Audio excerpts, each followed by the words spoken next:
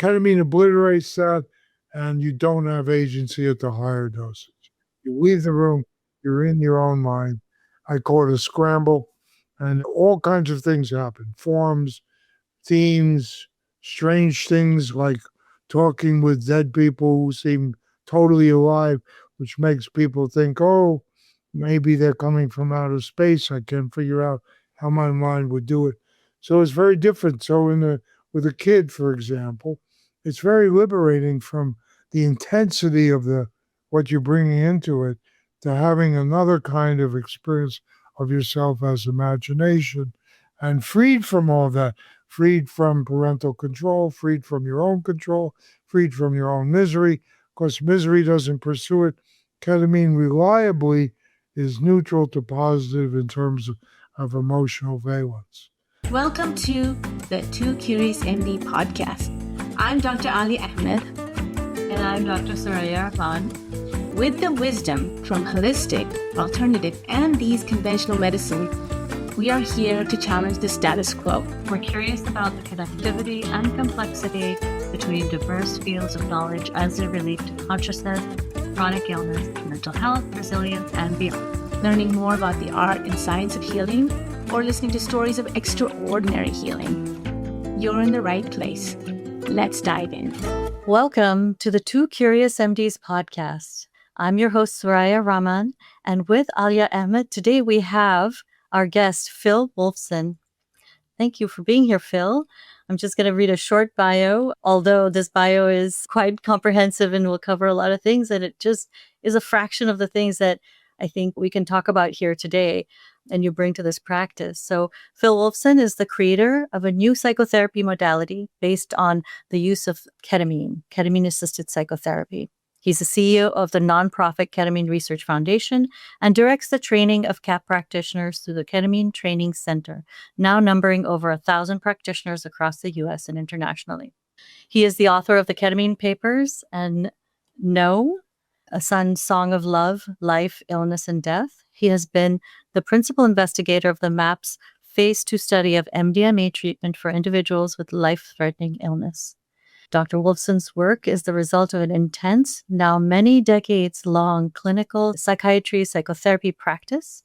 He is a founder of Progressive Therapeutics, Inc., an exciting new commercial psychedelic and psychoactive drug development corporation that is allied with his nonprofit. The second volume of the Ketamine Papers is being prepared for publication in 2025. I'm really excited. Let's move that to 2026. 2026. All right, we've got the latest here, guys. He was featured in lead articles in the New Yorker, Vanity Fair, and Oprah Magazine. And KRF's research, education, our training are leaders in this field. Phil Wolfson is also a 60s activist, a psychiatrist, psychotherapist, writer, practicing Buddhist, and psychonaut who has lived in the Bay Area for 46 years.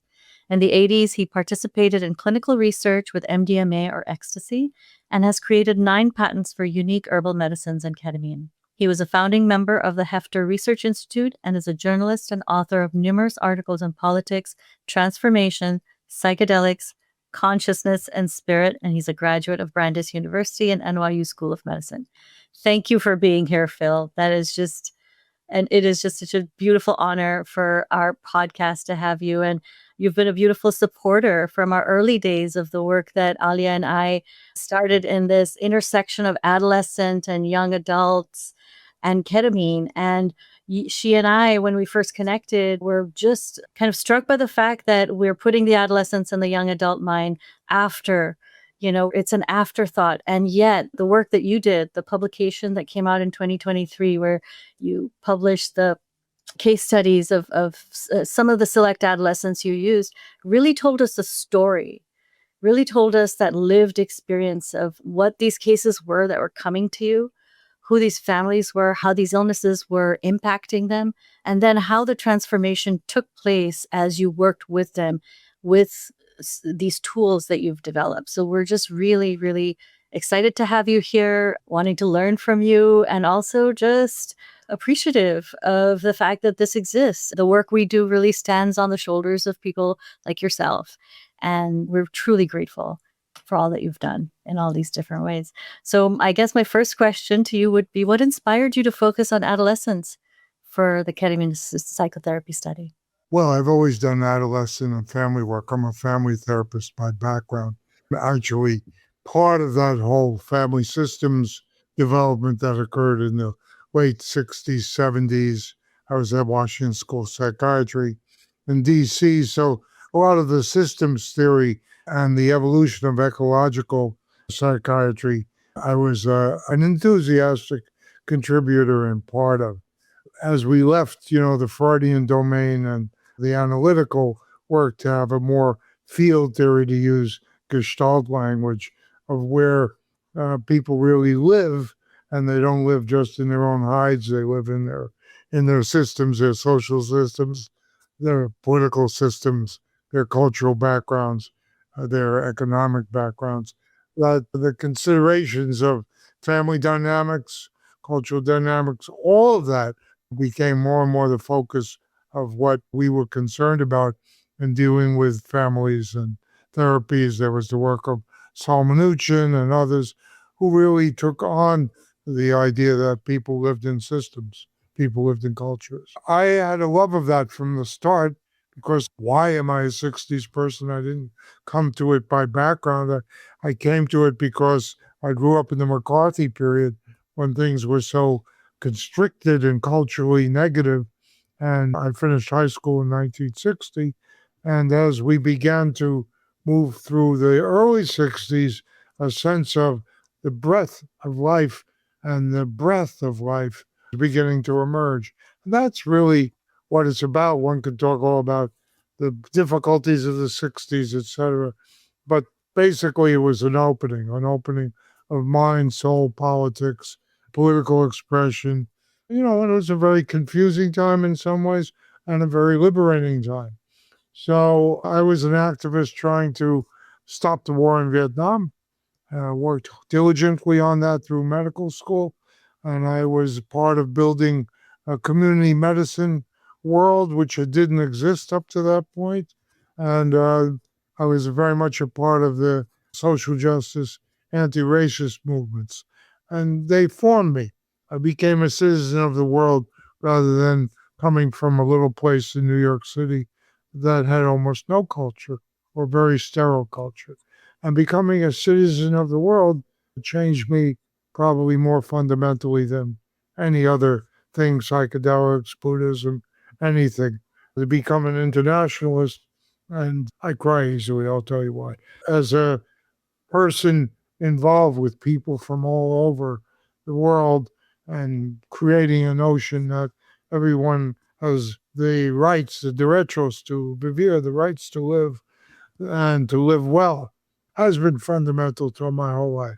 So everything I think that comes out of me relates to that as a spiritual, emotional, cultural community practice. So that's the kind of philosophical background. In the course of life, I took on studying Buddhism, moving in from Vajrayana, Northern Tier Buddhism, into secular Buddhism, writing about it. But, many different things appear as you grow older that look interesting and change you because you're getting influenced by so many things, as we are right now. So to go back to your question, I had two boys. And I say had because my oldest son, the book is actually called Noe, short for Noah. And he lived in San Francisco in Noe Valley. I had two boys, and my oldest son contracted ALL at 12 and lived 4 years with treatment. This is the early 1980s. He was diagnosed in 84, and he died in 88. And that's why I cry. So the stream of love continues to go on. And, people take death and they say, oh, it should end after a year, get on with your life. Oh, I got on with my life. I had another child to raise who's a wonderful man of 50. But the soul of a son or a daughter is permanently lodged in one's being. And I'm grateful for the 16 years, even the tortured 4 years that I have with him. So, from my point of view, nothing moved me more or was better for me than raising children. I loved being a father. I really took it seriously. I took a year off and traveled with them through Europe in a camper wagon when they were 10 and 6. And that was the best year of my life. So, the welfare of adolescents, of children in general, adolescence in this case starts because we made a determination around age of when we felt comfortable using ketamine within a family-centered psychotherapy. The welfare of children is a constant concern. I've always had the theory that if parents really were loving and thoughtful about their children, they wouldn't send them to war, and we wouldn't have war, because there's nothing worse than losing a child. Nothing. For any reason. Okay, so I was doing ketamine work, which I started a long time ago. It's one of your other questions. I had an experience with ketamine, in the year 2000 with friends. It was extremely powerful, and I was not naive to psychedelics. I had been very active in the legal period with MDMA and other substances, developing psychotherapy that revolutionized the field because we were doing long sessions with people in intimate ways that really changed the whole nature of the interaction between therapists and the people we were working with. And I was working with families. I was one of the few people who actually published a second paper on MDMA, on working with families and working with mostly, I called it psychotic, but bipolar 1 individuals, not very effectively. And I had come out of running an alternative hospital in the public sector, so I was very comfortable working with mental illness, quote unquote. So I had that experience. It revolutionized my being in certain ways. I was sophisticated, and here was something that was totally different, that in the Buddhist sense took away my sense of form and made me into an energy format. And I felt the sense of death, but didn't die. I was comfortable with it. It was a very profound experience. I can still see parts of it now, 25 years later, 35 years later. So I didn't do it again, because I think when you have a profound experience, you get what you get. And then around 2000, about 10 years later, I formed a men's group, which has continued on a monthly basis, over 300 sessions, very unusual in the world, and a fountainhead for my own life and work with, a small number of men who are very wonderful beings, and we've been together. We're kind of secret, but wonderful beings for a long, long time. We're not very secret, and people have written about us. So we meet monthly, and we've been a psychedelic group of practitioners, basically, exploring medicines and exploring culture of being in a group together for a very long time. Out of that came my sense of respect for what ketamine could do personally, and then watching others. And I began to use it in a small way clinically. In my clinical practice, it's legal and off-label legal. So I could use it, and I developed this program of assisted psychotherapy along the lines that MAPS and Hopkins had done with psilocybin, but more therapeutically, not as vibrantly as MDMA, but not as long. So ketamine lent itself to 3-hour psychotherapy sessions, which is what we do. An hour of which or more is under the influence of the medicine. And it's a very flexible medicine, so I could do all kinds of low dose to medium dose to higher dose to sequential, because there's no tachyphylaxis and you can use it repeatedly. And at one point, I felt confident enough to make a decision around very desperate families coming to me as a court of last resort and saying, can we try ketamine for our child or young adult? And, we're talking truly desperate. Suicidal kids, eating disorder programs, kids who are at the brink of death, ICU, history kids. And so we began. And we set an arbitrary age of 14. I hope you don't mind me. No, Please. no, I think Yeah. what you're describing, and I just want to, really kind of summarize some of the things that you really are speaking to. One is your personal story, the motivation, the driving factors behind that story, the real depth of that experience of loss of a young boy and young child and a father, and what drives that impetus or that to do something greater for others as the struggle is real. And I just came today from a funeral of a 19-year-old who passed away. My client coordinator, her son was killed by a drunk driver in the middle of a day, 3 p.m., and died on impact. 19 years old. One actually, his birthday he was just around the corner. And that loss that you describe is I can't imagine that loss. That's just I would loss. say I would have gone ahead with adolescence had I not lost a child.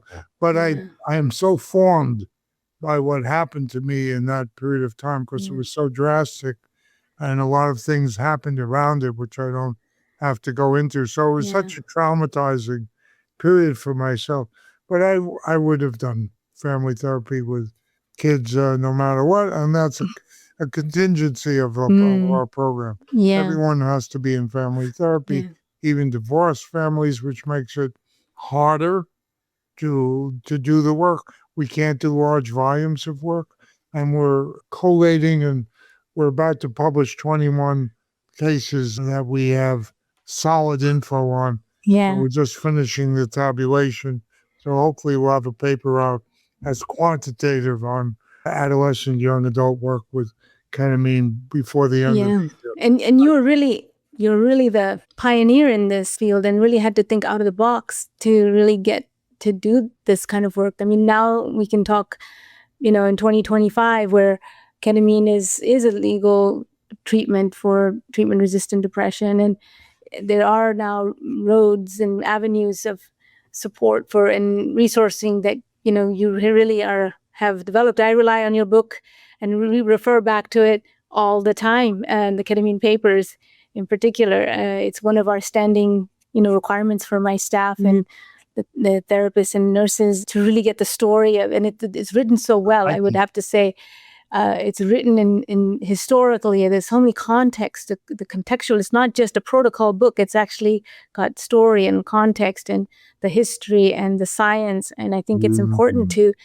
recognize the psychedelic realm as you've described that in your experience with adolescents. I would say that book is a bit out of date. That's why we need a new one. But I recommend a paper that Gita Vade and I wrote in 2023, which is a very complete paper on the kind of work that we do. And I just would add, ketamine is off-label for myriad things, not just treatment-resistant depression. Exactly. That was a thing that was invented by the anesthesiologists and the academics who saw a vast market of unsuccessfully treated persons. But we use it PTSD, OCD, DID, all the main diagnoses.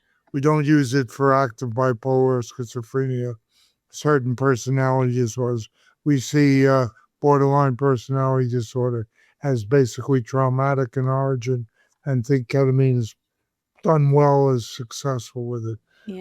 But with adolescents, if you don't mind, I'll give you just a few of the details around. Yeah, I'd love to hear some of the challenges of young people or what you faced during their treatment and how that's actually changed over time. Tell us.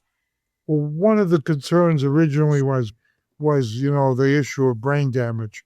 So people like FDA, et cetera, raised the issue of what's the critical age when children don't have brain issue development, and it's probably 3 years of age. And for us, we've said to people publicly 5, but we picked 14 because it's a period of adolescent growth. And what's remarkable in the way adolescents do handle it is that they do very well with ketamine. They take to it. And even at the higher experiential dosages, they love it. One of my kids swims like a fish across the reclining couch. We just graduated one of the kids in the paper who's going on to college right now. And she came at us highly suicidal with a terrible divorce family. And a lot of what we try and do is further kids' autonomy. So when you pick age 14 and up, you're in a position to really help kids with autonomy and within a safety realm. And so, wow, she's truly autonomous. And why wait for something to be Why wait? Why wait for somebody to become treatment resistant, especially in adolescence? Because I think Well, she was on meds of all sorts. She's now off all meds. We see ketamine as a first-line antidepressant, a first-line treatment in any event. So and it works. It's effective. let me open it to more questions. So, Yeah. Tell us some of the challenges you've faced with in the treatment or with young people. And I imagine since you've been practicing it, there's been a variety of different types generationally. The largest issue is that children are dependent, and they're pretty dependent through their early 20s, if you remember. And the maturation process is not linear. And they're dependent on people who are often squabbling, fighting. The issue is mostly the nature of the environment in which children are raised, whether that's squalor or broken families or economic deprivation, or it's quarreling, middle class or, wealthy people who don't get along. Children respond to that and become, they act out. They act out the problems of the family. And so they act them out very, very severely at times. They will take it on to be the IP, that's an old concept, the identified patient.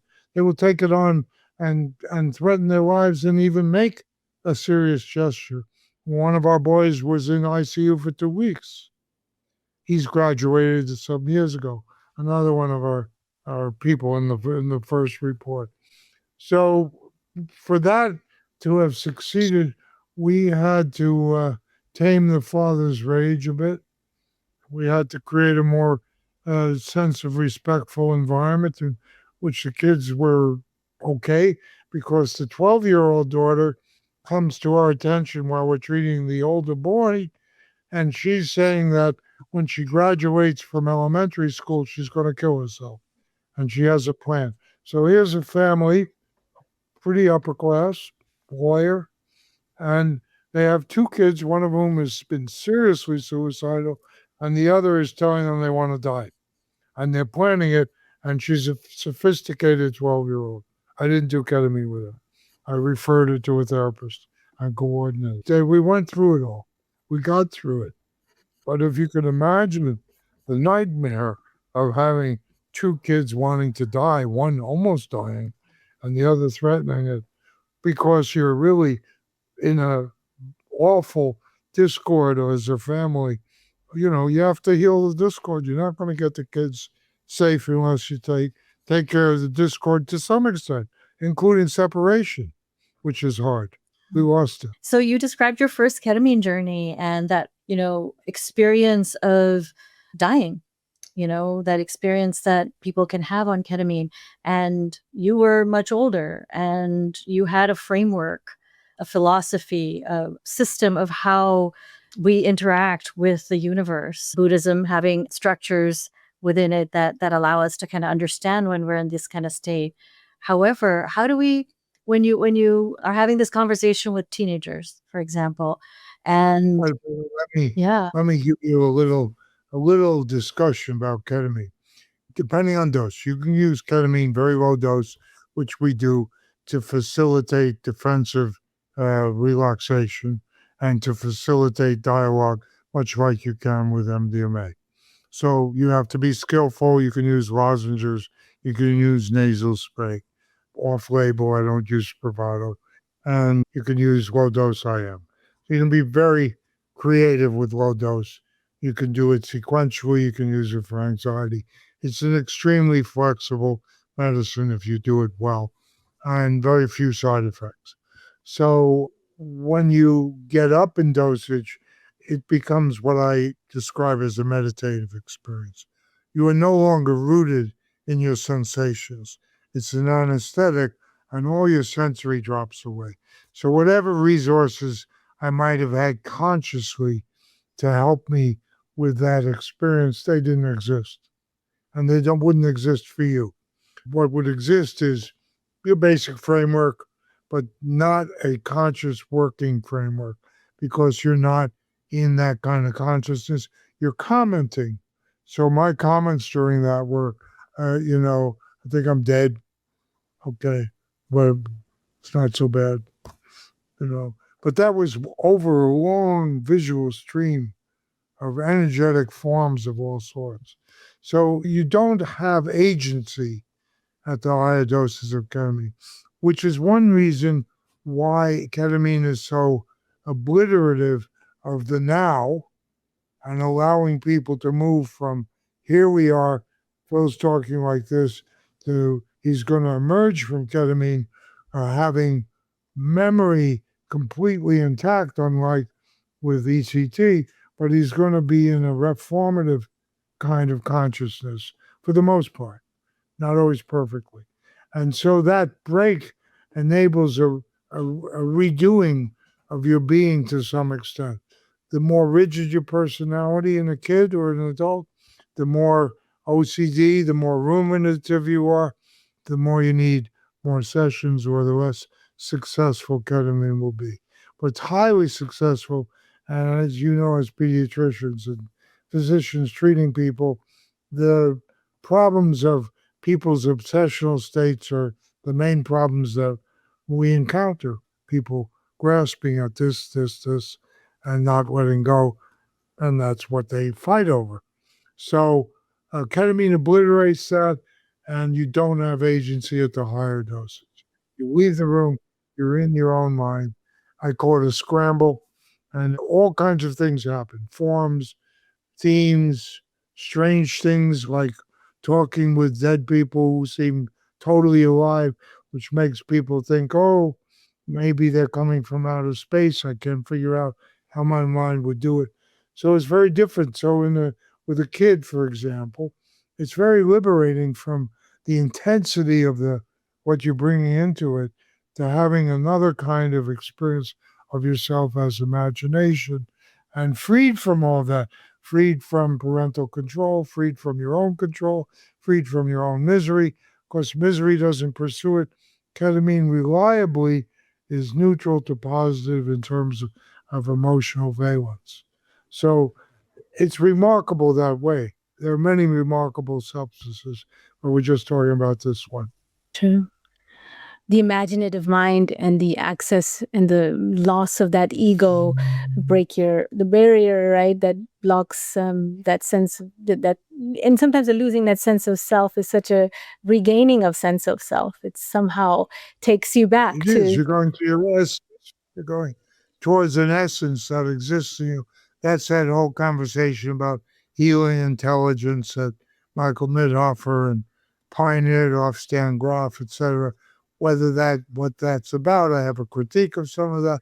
But there is, for many people, a sense of wishing to rectify, to handle, things they feel badly about, to not be so reactive, to be able to have balance and equanimity. Ketamine is about finding balance. So in that therapy of finding balance with children or adults, that's really where you're doing the integration work to help amplify that notion. Yeah. I have found that working with adolescents and then adults as well with ketamine, that their experience is remarkably different, at least in comparison. Here we have an adult who has complex history, treatment-resistant medication, alterations of their brain chemistry, substance, whatever history they carry in their body that's been over time. And then you have the adolescent brain which is young, it's less impacted or less, I guess, absorbed by all the complexity of life, and their experiences are so correlated to that psyche, the beauty of, and how sometimes I think they're a little bit easier to treat because we're not layered by so much history. But that's just my own I don't opinion. know. The response is much easier than I would say with adults. No, I don't know. You must have kids who smash up no matter what you do. Yeah. They go into the prayer group, they smash up. Best of But ketamine. There is a what would you process. say about that? Well, Their experience. uh, Tell us more. well, I would say that kids have to learn to take care of themselves, what's good for themselves. Kids do a lot of things that, as we know from experimentation, that aren't exactly well thought out. And some of that's peer group pressure from someone who's pulling them into it, or Wilder, etc. And kids, like adults, are going to experiment. And in our culture right now, worldwide, because this is not confined to the United States by any means, worldwide kids are doing 12, 13, which is very young. They're doing all kinds of molecules that I think it's a little early to start. And I don't think they have the judgment, and they're doing it in bad settings. So they get into trouble. Sometimes there are psychotic episodes or panic episodes, or, a kid fell off the roof of one of our local buildings because he was on a psilocybin, a mushroom trip, and he got very paranoid and he thought the cops were coming, and he went up on the roof and he lost his balance and he died. And psychedelics don't kill people. What killed people, even the Matthew Perry thing, was misjudgments, stupid actions. You look at the history of MDMA or ketamine, there are no real deaths from the medicine. They're very, very rare. And they're from doing stupid things in stupid settings. Yeah. I feel like as pediatricians, we talk about development. And I have this theory that I want to float with you that I think has been formulating, which is that when we have these kids who are struggling, their development is arrested in some way. That rigidity that we're talking about, they kind of get stuck, just like a flower that's blooming.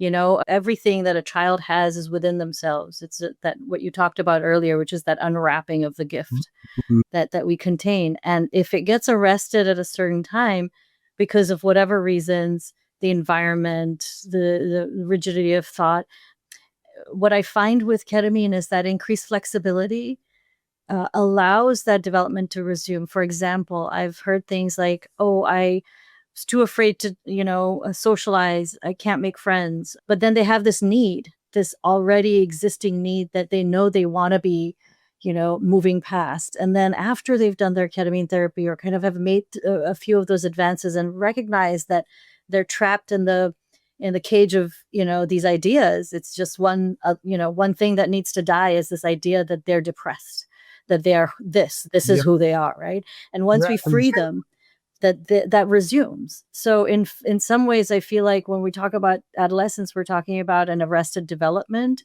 framework where if we remove the blockages, development can continue as it normally would. What do you think of that kind of? Well, I think that's very apt, and it's supported neuroscientifically.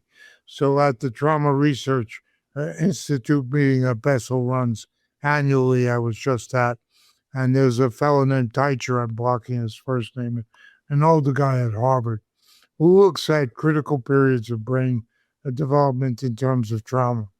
And there are incredibly important times when, even with sexual differences, when, for instance, the corpus callosum, which divides the brain, is affected in density and thickness by trauma, differently in boys and girls. And this occurs, at different ages. I forget the name, the ages.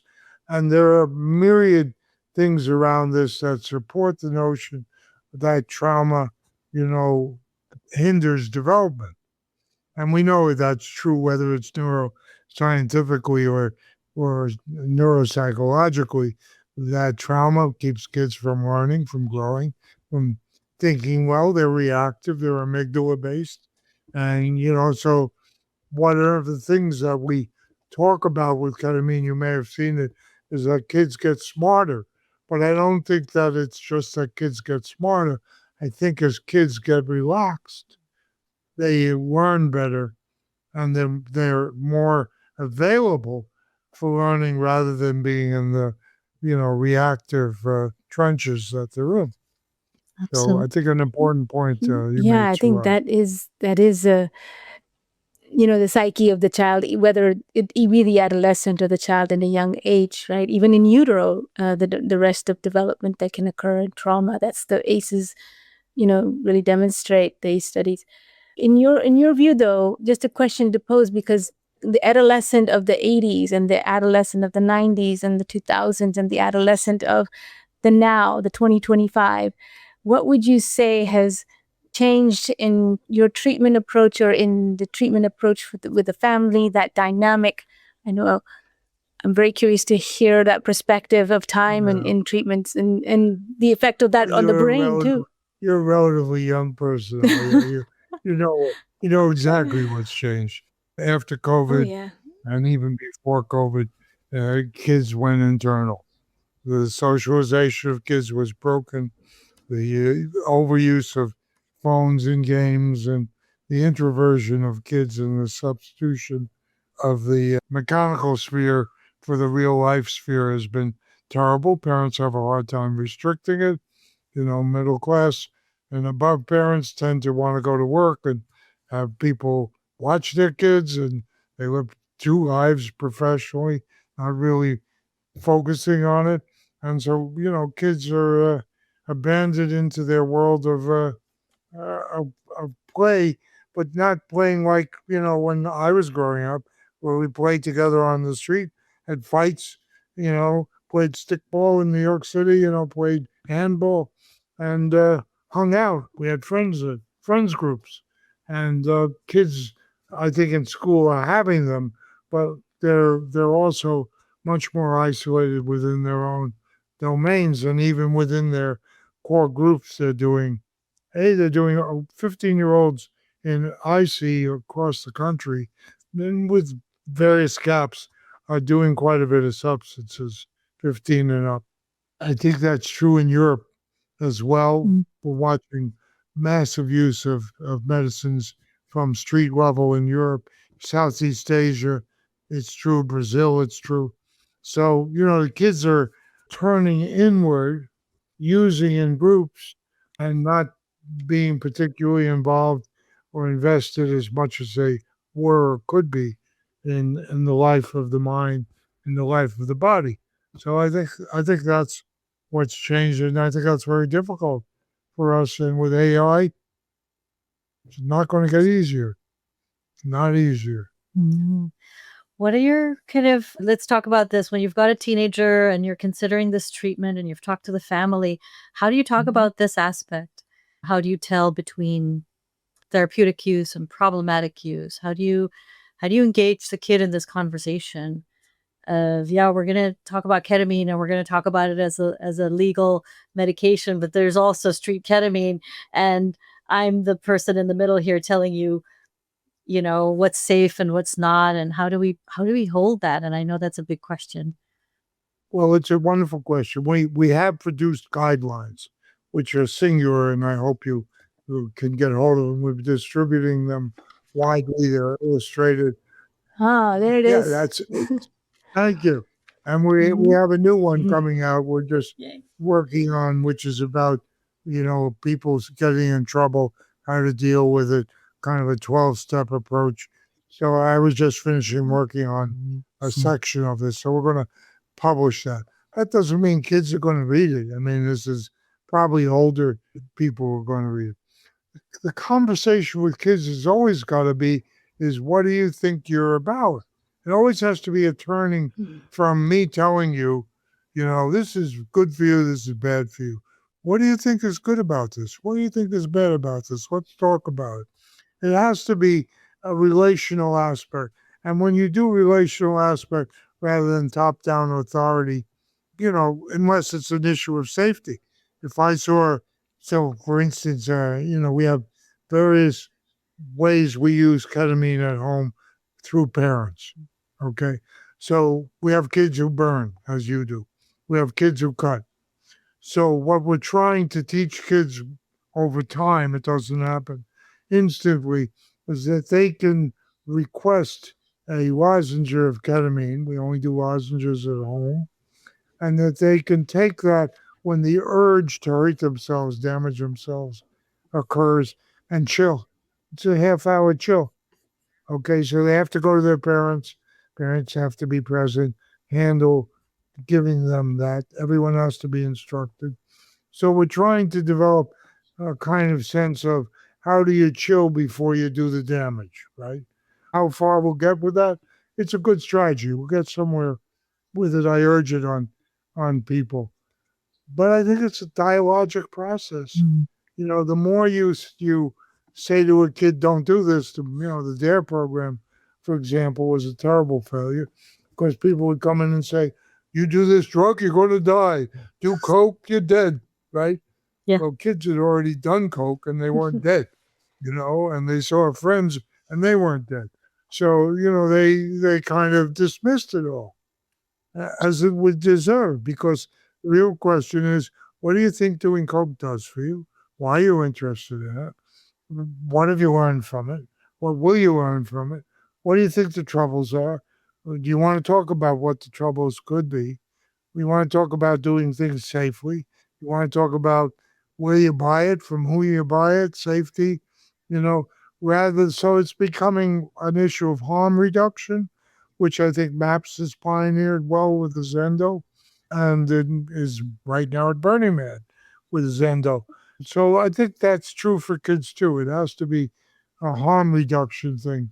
And parents have the right to say, I'm not giving you any money, to buy drugs, you know. Your allowance is cut off. I'm not supporting you at all. I don't think you're ready for this. I think it's really bad. And that's the safety thing. That doesn't mean that the kid won't go out and borrow some from someone else. But a parent saying that needs to say that with, I see how your school work is not doing well. I see how you're getting caught up in this. This is not a good place to get caught up in. I smoke weed and I do it. I had a bad period and I learned from that, or I've managed to stay in control. And I've done other things, but I don't do them regularly. And I think you're too young, and I don't want to support your use. Yeah. Parents need to take a stand, and the kid may defy it, as you know. Mhm. But nonetheless, the parent is not saying, I'm going to kill you if you do it. The parent's saying, this is bad for you. You're too young. I don't really want to see you get in trouble. I love you. Let's talk. Let's be friends. Yeah. Or even in some cases, I wrote this as a thing years ago in the MAPS bulletin about raising kids in a drug environment, what you do, what you show. So a lot of parents get caught in hypocrisy, Yeah. right? Yeah.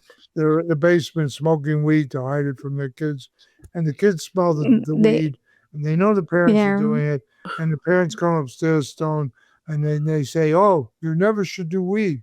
Well, the kid looks at them and says, "Well, okay, what were you doing downstairs?" I really I think Yeah. So I'm- I really appreciate you bringing in the family into the conversation, into the care of the adolescent, because often the adolescent is targeted as the one that is where all the illness exists and really becomes the scapegoat. One of the things that I've always been, and we've talked about this in the IACAP conversations about consent, the rights to mental health, the rights to mental health care in California, and then having consent with the adult in the room, and which is, again, puts the patient in the center of, well, what do they want, and do they have they should have the autonomy for consent, and why. But yet ketamine is, when it comes to consent, still requires, what is your belief in I think consent? that's a very good point and a difficult one. So in many families, you have splits.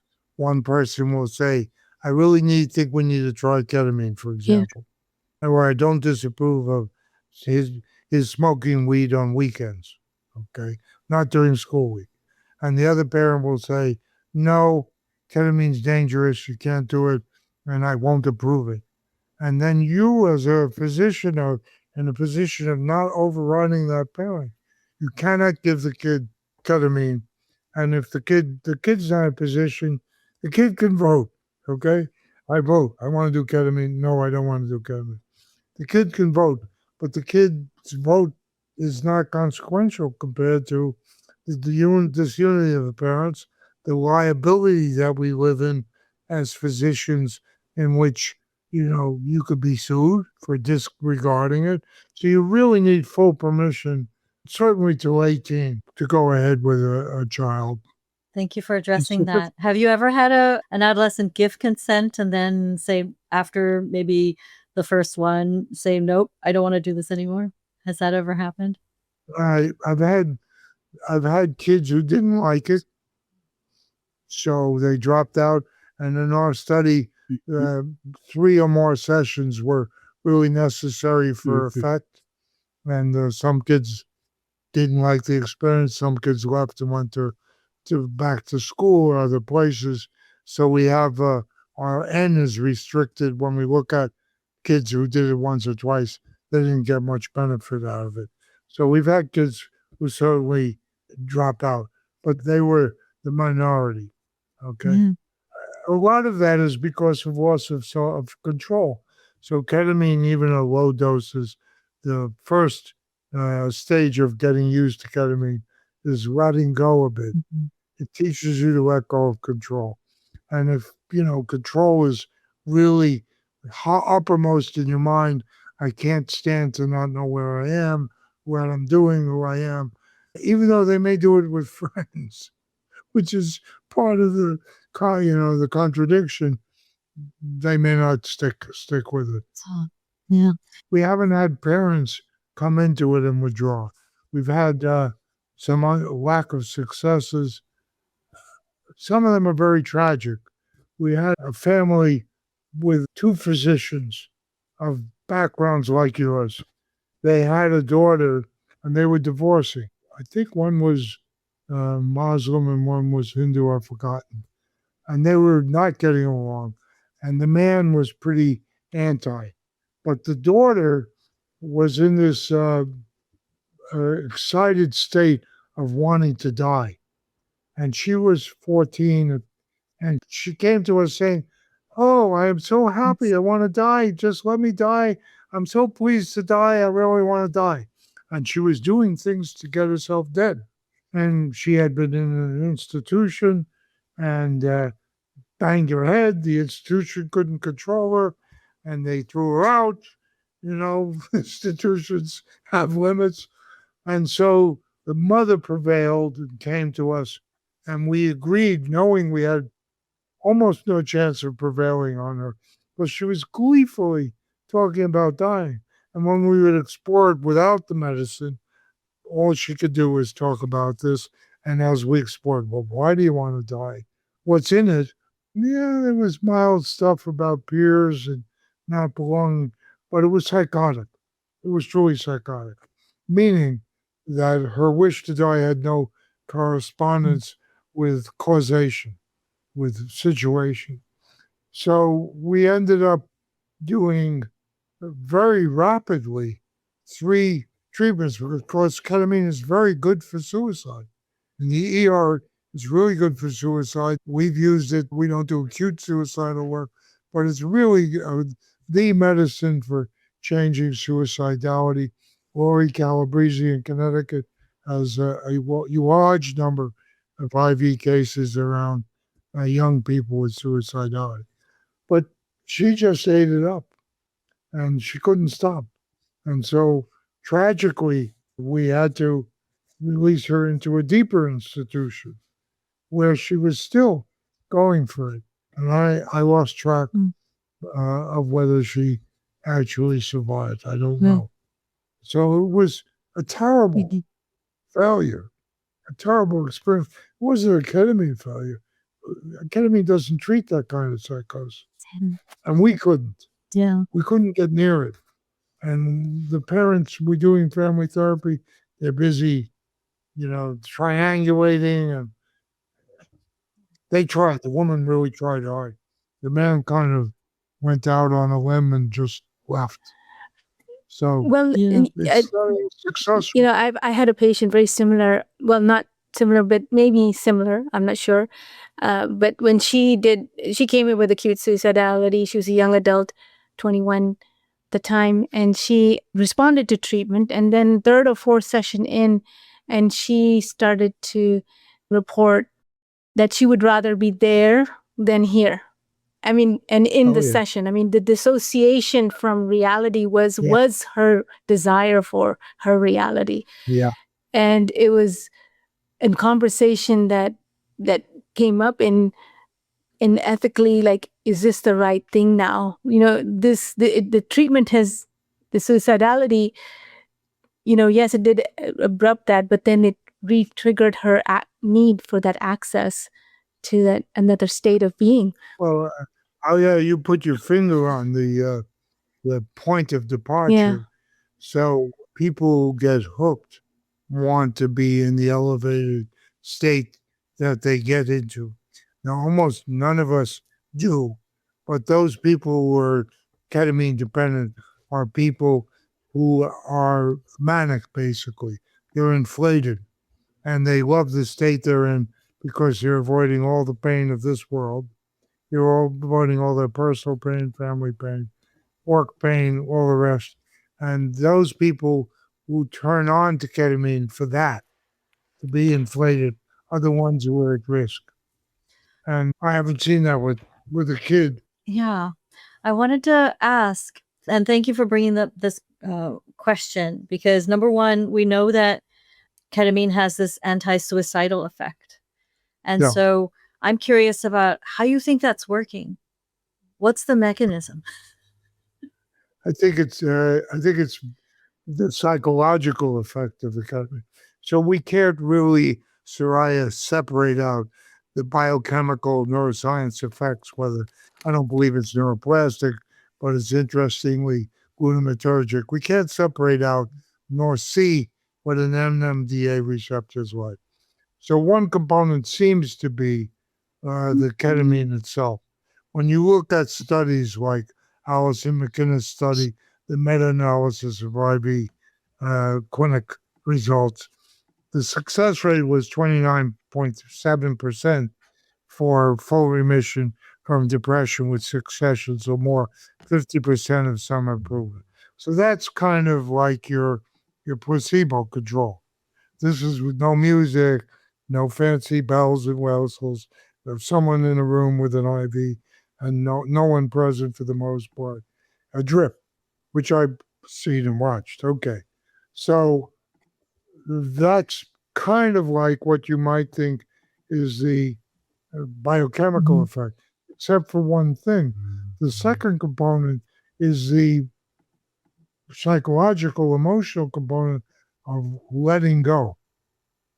So even in the IV clinic, though there's no integration following, there's an experience of letting go. So there's a reset, right? So that reset seems to me to be critical. And if we do it enough times, with integration, good integration, then I think we see the psychological effect predominating so that people are less reactive, more attuned to balance and being out of balance and rectifying, getting back in balance, because people don't find pleasure in being out of balance unless they go really out and they're fried and they just completely, drunk or whatever, There's plenty of good examples of being, finding balance through a strenuous athletic activity, etc. But basically, people know what balance points there are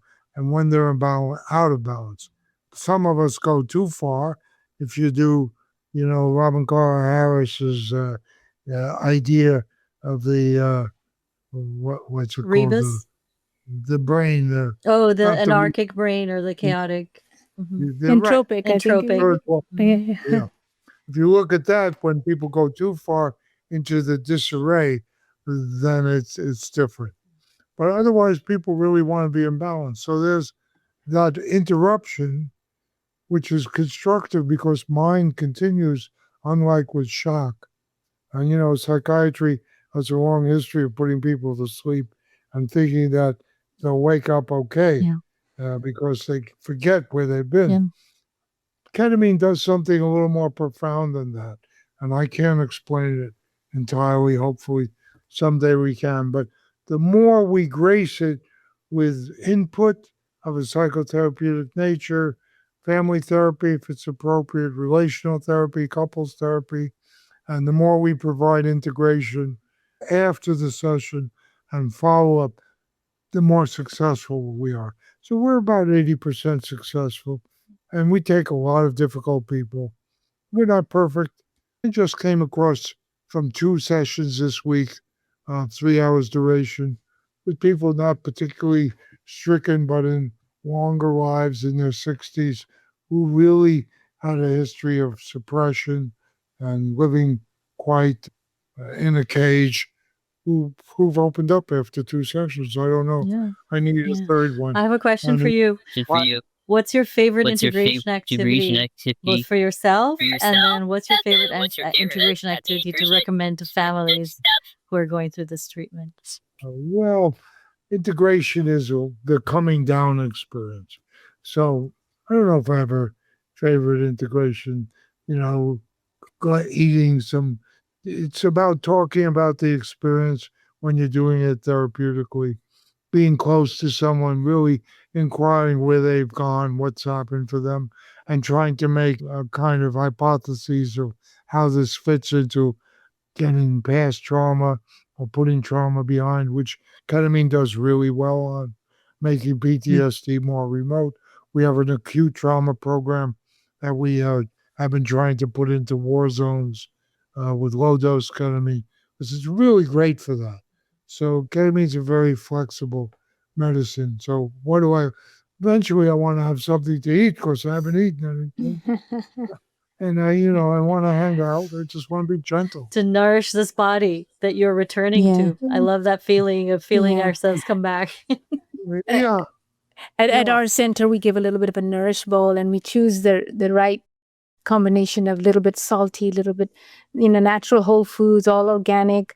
So, and I tell patients, when you eat, just reintegrate with that taste, that sensory awareness that you have right now as you're coming to, that it awakens, and they're like, and they just love the nourish bowls, and it's the same standard nourish bowl that we give each time, but it invites them to really, again, become reacquainted with food, especially with depression. I think anxiety and trauma, I feel like the taste is gone, goes, they lose that sense. I've been a vegetarian for 30 years, fish.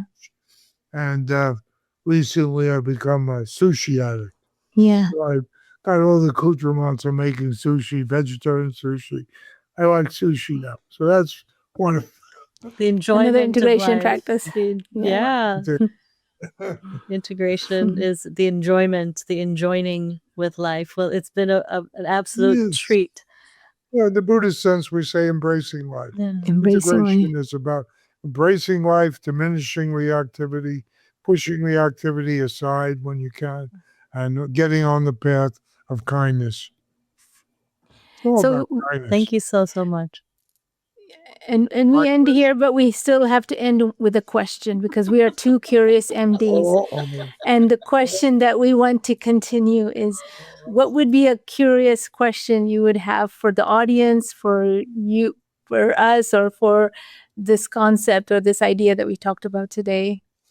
And it's open to anything that you feel. All of this, the world's in a difficult place, as you guys all know. Yes. And we don't know what's going to happen. And it's never been this bad. And we're all facing challenges of hopefulness, hopelessness, what to do, not knowing what to do.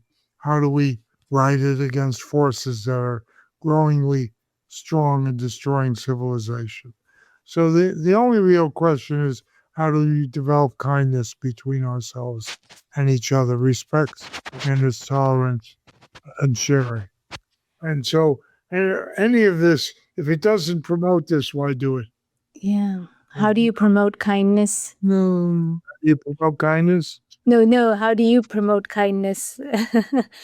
How do you promote kindness? I mean, that was a question, right? That how do you actually promote kindness? By listening to you well, not interrupting you too often, and respecting what you have to say and being gentle and thoughtful and in dialogue. Yeah, Thank you. so Caring true. about what your life and your mind and your soul and your being are about. Caring. Caring. Listening is caring. And Yeah. I thank don't have to you. know you well to behave as a caring person. That's right. So true. Thank you so much. I have to say, I end on having been a physician in pediatrics at the front lines and with families with trauma. I have to say the last 2.5 years of doing this kind of work with families has really been healing for my own burnout. I imagine medicine was one thing, and now I get to include spirituality. I get to include that relational aspect, the kindness, and really see transformation occur. And that has just, I think, been life-giving. And Well, I'm honored and delighted you've hosted me. And let's stay in touch. thank you. That's We the whole will. point. For We building will. community. That's I'm right. glad to be in touch with you and respect your work. Thank So you for doing do it. So I'll tell our audience we will be expecting a part 2. a part 2 with Phil Wolfson is on the Can I rise. do a plug? Tune into the Ketamine Research Foundation. Look at our website. There you go. Yes. Thank you there so you much. go. Thanks for joining us on the Too Curious MD podcast. We hope today's episode inspired you to ask new questions and explore fresh perspectives.